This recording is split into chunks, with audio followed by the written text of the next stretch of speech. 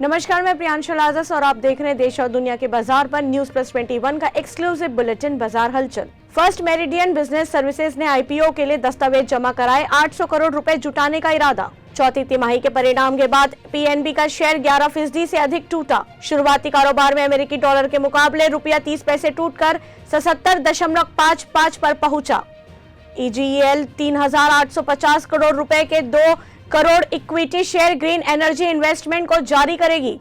Supreme court ने LIC के IPO पर रोक लगाने से किया इनकार, केंद्र को जारी किया नोटिस। एक्सिस बैंक के ग्राहकों को मिलेगा एफडी पर अब ज्यादा ब्याज। जेएसडब्ल्यू इंफ्रास्ट्रक्चर ने पारादीप टर्मिनल पर परिचालन शुरू किया।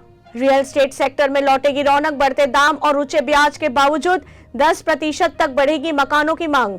पेटीएम के शेयरों में एफपीआई की बिकवाली के चलते शेयर 62% टूटा, स्टॉक ने लगाया ऑल टाइम लो। राकेश झुनझुनवाला ने एक महीने में कमाए 53 करोड़ रुपए, टॉप 10 शेयरों में 16% तक हुई गिरावट। ऐसे ही तमाम जानकारियों के लिए देखते रहिए न्यूज प्लस 21, आपके हक की बात।